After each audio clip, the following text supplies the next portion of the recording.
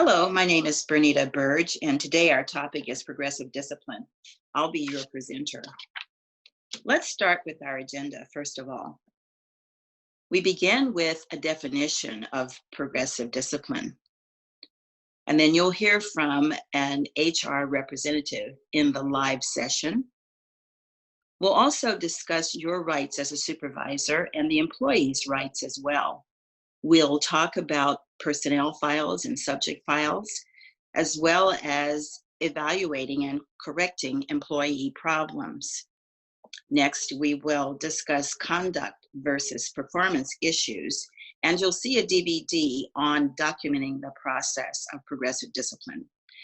Finally, we'll talk about the typical steps to progressive discipline. Let's get started. We'll go to the next slide.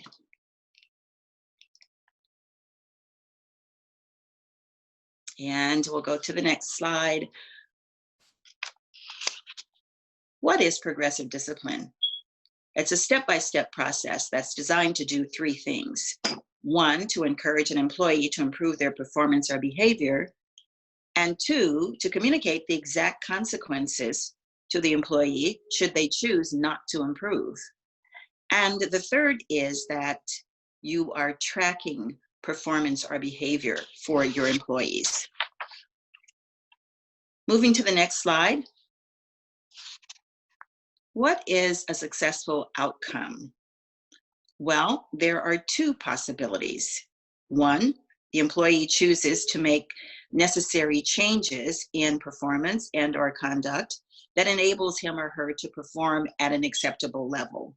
Or two, the employee chooses not to make the necessary changes and is dismissed.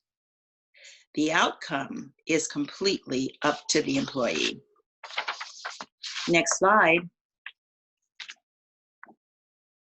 Let's take a look at the typical progressive discipline steps. There are 3 steps to separation.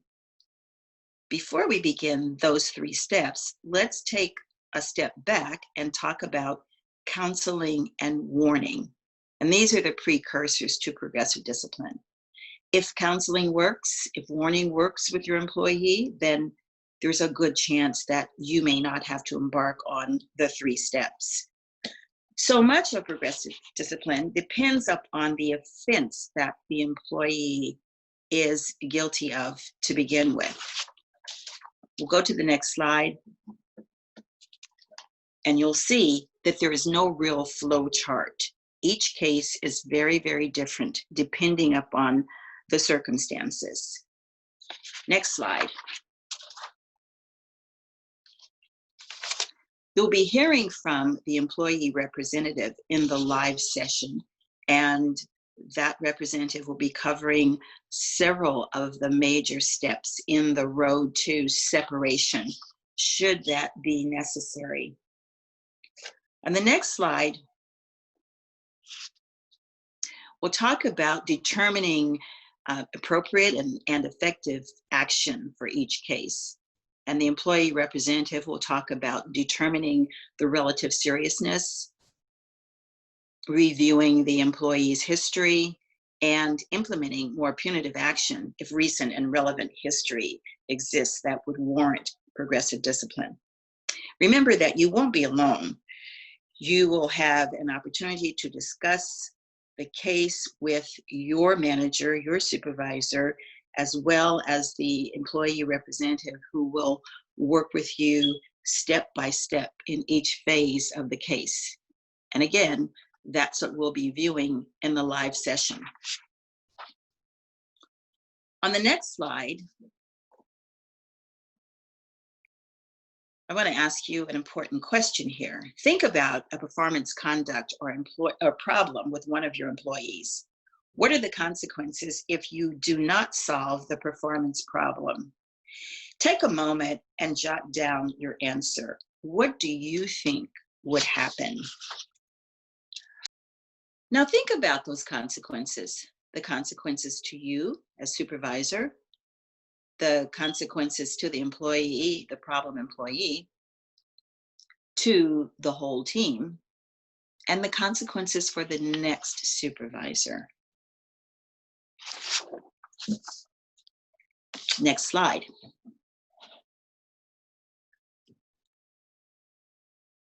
Let's review your rights and authority as a supervisor. You have the right to set standards for performance and conduct, the right to expect satisfactory performance and behavior from your employees, the right to evaluate the performance and conduct of your employees, and also the right to recommend discipline and termination or dismissal of the employee when it's warranted. Next slide.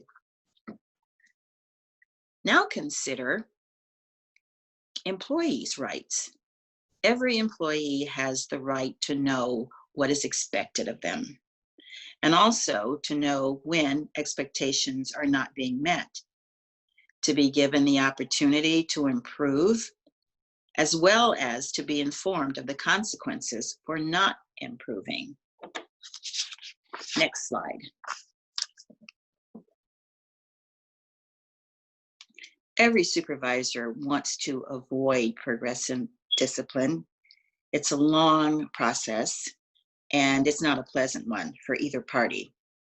If possible, we want to keep employees and correct their work and their output, especially if they have been up to speed in their work in the past.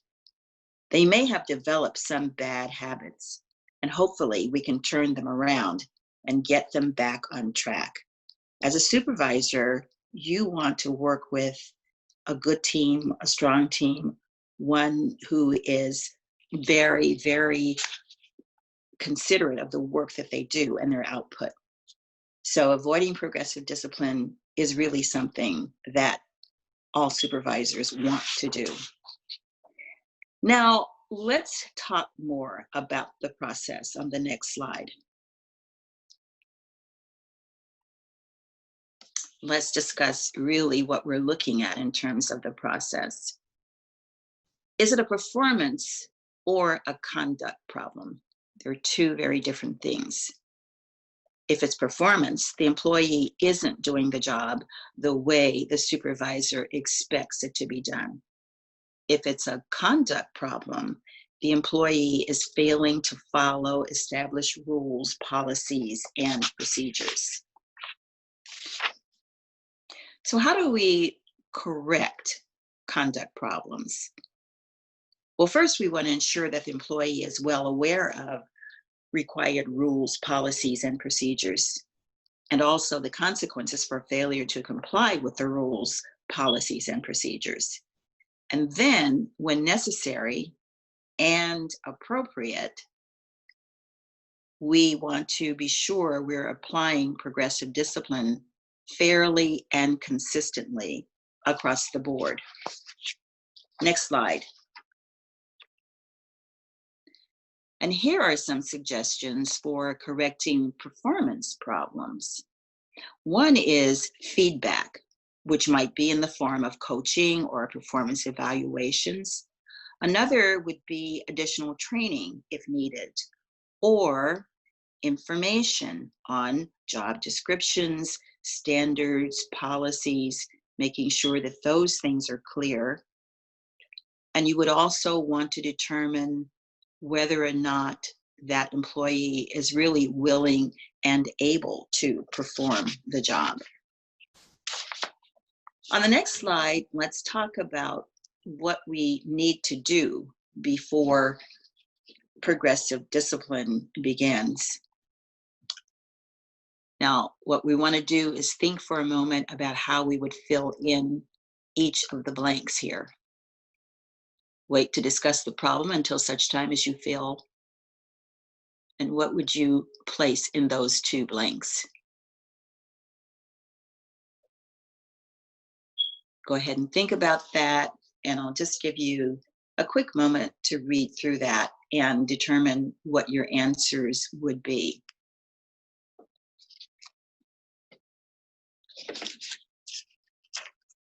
Now let's move to the next slide.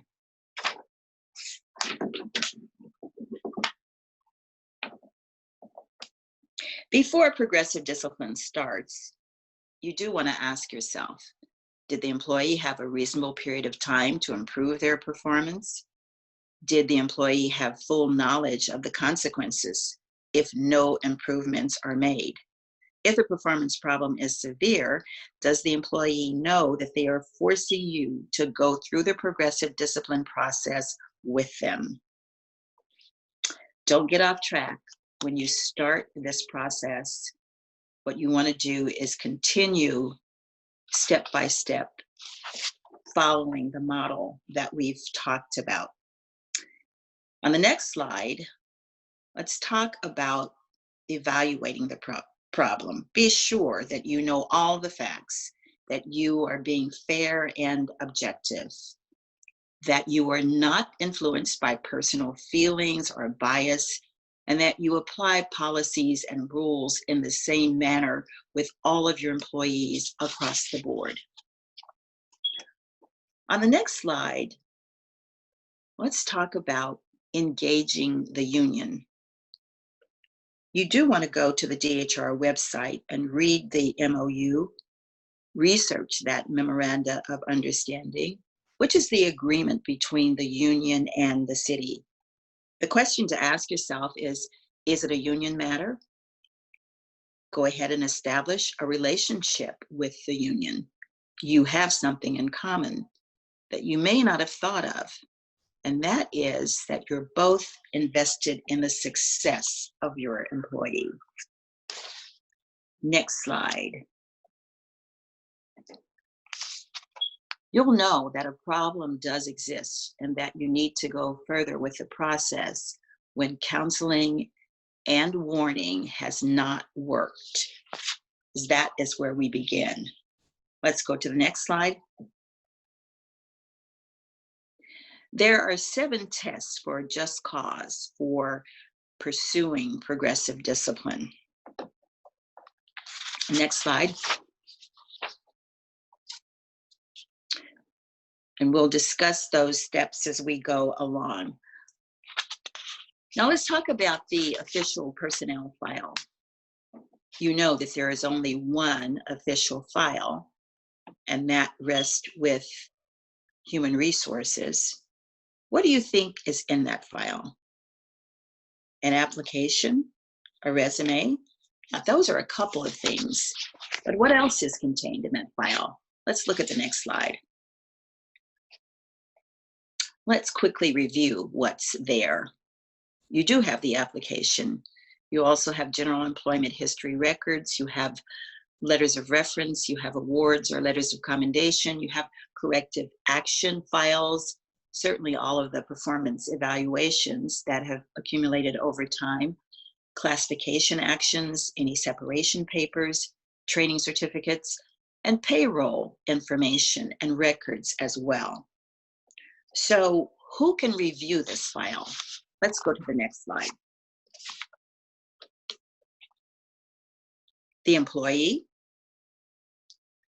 the first and second level supervisor, the HR staff and payroll staff, the department appointing officer, the bureau head, the manager, the deputy director, or an employee representative designated in writing by the employee, and other city and county representatives in the conduct of official business of the city and county. Let's go to the next slide. Talk about release time just for a moment. The employee has to make prior arrangements with personnel in case they want to review their file. Take note of the personnel office hours from 8 a.m. to 5 p.m. And this is all subject to supervisory approval. Employees may be released from duty during working hours to review their personnel file. Let's go to the next slide. As a supervisor, when appropriate, you may approve release time, but you'll want to ask yourself these questions before you do that. Does the employee have a reasonable opportunity during non-working hours to review their file? Do they have a compelling reason? And thirdly, has the employee made the request during a reasonable time period to ensure necessary coverage, such that the rest of the team and the work is not adversely impacted? Now let's move to how to add items to a personnel file. We'll go to the next slide. Here's some things you might want to have added into the personnel file.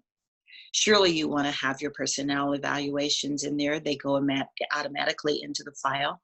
Letters of commendations, you may request that they go into the file, as well as any training certificates.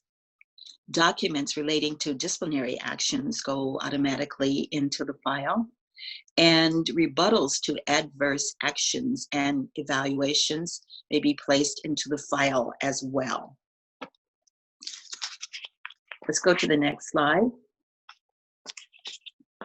Talk a bit about adding to a personnel file. The employee must be offered and or given a copy of documents to be added to the file. And all requests to add items must be reviewed and approved by the supervisor and HR director before being placed there. Next slide.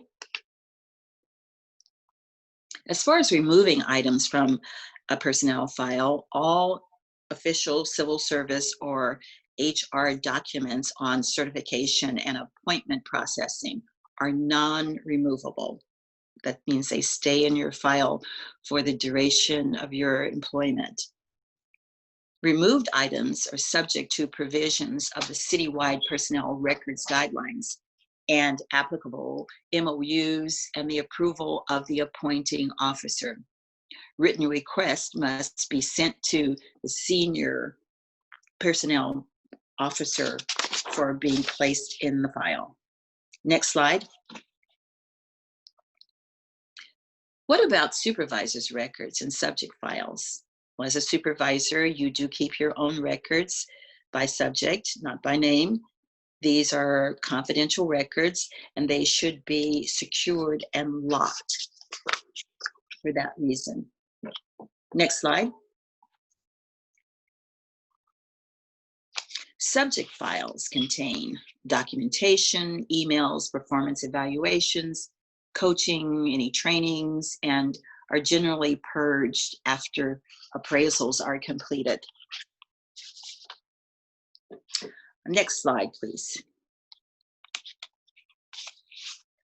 We'll see a video on documenting discipline, which is a systematic method of documentation that is extremely important to you if you are pursuing the process of progressive discipline.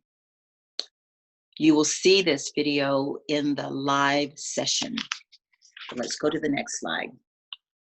So the video on FOSA, which is the acronym that you see below, will cover these things: facts, objectives, solutions, and actions.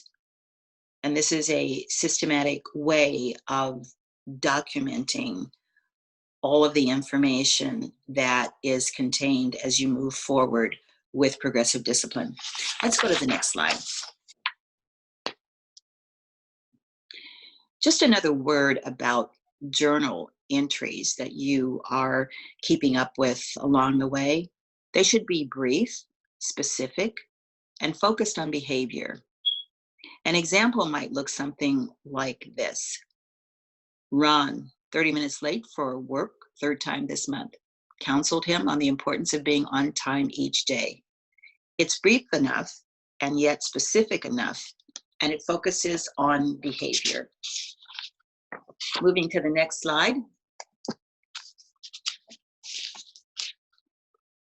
Now, when you identify facts for your documentation, you want to be sure to state what happened, when it happened, where it happened, who was involved, and also use the 5 senses.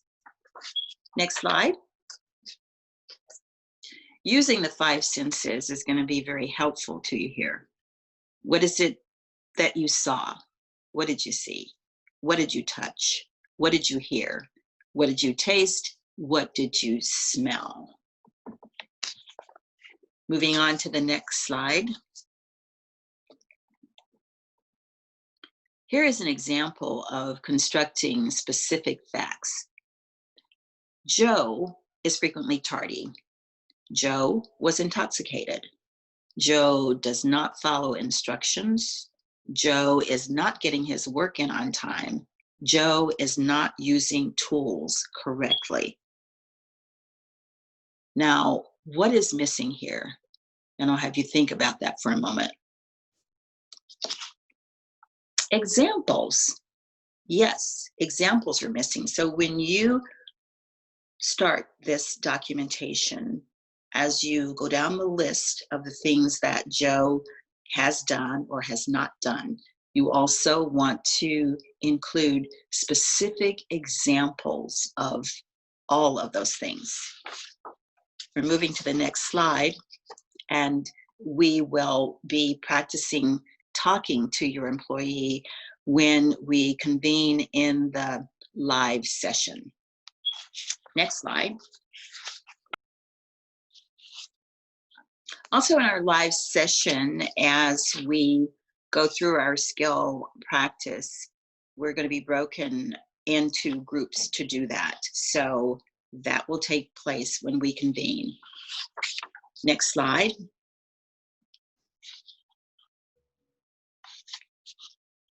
A reminder, before progressive discipline, contact your supervisor, contact HR, and we do say here that HR should become your best friend. And what that really means is that you are going to be exchanging a number of pieces of information. You are going to be in conversation with HR, and you're going to be relying on HR for advice and direction. Let's go to the next slide. Now let's review our steps further. We said that this is a progression, and it depends upon the severity of the offense, and each case is going to be very different. What is important before we start the process is to be sure that we have done the counseling and the warning, and that we have carefully documented that for our records as supervisors. This does not go into the file. It is only for your information. Next slide. First of all, a closer look at counseling. It should always be corrective. It should address performance or conduct problems that would require disciplinary action if they were repeated. Also, what's required is documentation in order to support progressive discipline if it becomes necessary later. And the employee receives a written record of the counseling session. Next, let's look at warning. The warning is a discussion regarding unsatisfactory performance or conduct. It is documented in the unofficial file. It does not go into the permanent record. And notice that failure to improve will result in more serious action and be placed in the permanent record is provided to the employee. So let's move on and let's look at the steps, the actual steps. Because if counseling and warning have not resulted in a change, we are at the beginning right now of progressive discipline. So step number one, the written reprimand. It's the first formal level of discipline. It's a discussion regarding unsatisfactory performance and conduct. It is documented in the official permanent file, permanent record. Notice is given to the employee that failure to improve will result in more serious action. For example, suspension. It is approved by the deputy director or his or her designee. That is step one. Let's move to the next step. The more serious level of progressive discipline is the suspension, and that is step two. This includes a discussion regarding unsatisfactory performance or conduct.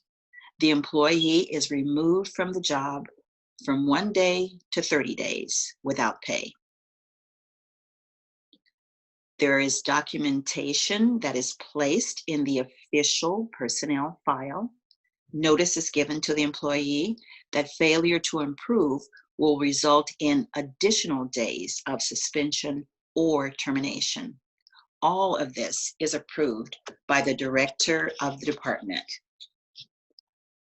When termination or dismissal is warranted, the supervisor's role is one of being a relevant witness, and that is really the key role. In that role, you're providing specific details about documented performance or conduct problems. You're giving also accurate and detailed information, and that is going to be based upon all of the documentation that you've been doing over time. Many supervisors come to this part of the process and have not fully documented. And when that is the case, the fact is you have no case. You cannot move forward with progressive discipline. So the fact that we say document, document, document is really, really important to proceed in this process. We're going to move to the next slide,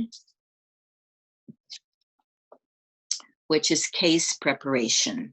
And that is what you're doing all along, is preparing the case. So part of that is ensuring that there is due process, which means that you've given opportunity to correct the problem, and that's part of due process. Secondly, there is documentation in the case preparation, and that would be efforts to help the employee, which is going to include any kind of documentation that you have.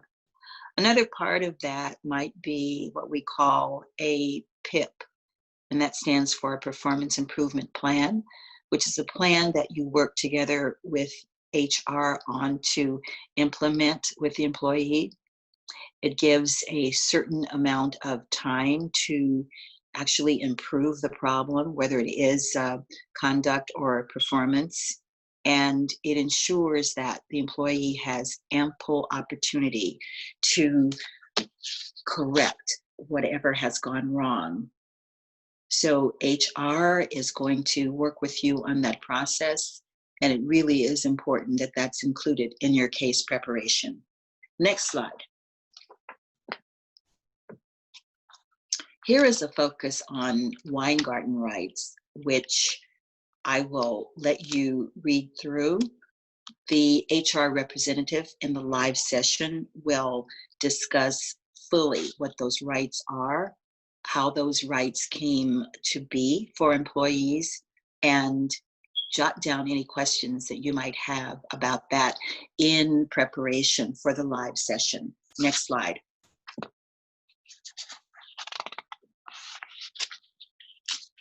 During that process, the HR representative will also go into depth about the benefits of offering the Weingarten rights to an employee. Next slide. The management review is a review of leadership, management, bureau management, to determine the support and commitment you have there. The second piece is the personnel review. Has the case been fully discussed? Have you received the advice and support that are necessary to continue with the process? and also director approval for support to go forward with the process. Let's go to the next slide. The supervisory conference. In that conference, the supervisor or bureau manager informs the employee that these are the things to be discussed. Reasons for recommendation for progressive discipline. A review of attempts to correct the performance. Here again, the performance improvement plan might be one of the things that you would discuss. Procedural appeals that might be available at this point, and also the right to representation. And we'll move to the next slide. Employee representation in the process. Employees are allowed to have representative from the employee organization, the union. They might have an attorney of their own choosing as well, representing them. The representative may review relevant records with prior written authorization from the employee. In the next slide, we talk here about the Skelly hearing, which is a state law, and where the employee has an opportunity to respond to the charges against them. Again, this will be discussed in depth in the live session by the HR representative. We'll move to the next slide. And we are coming now to the end of this session. During the live session, we'll talk about what your takeaways are, what you believe you can use in the workplace. Be sure to write down all of the questions that you have and bring them to the live session where your questions will be addressed and discussed. And thank you very much. I look forward to seeing you in our live session.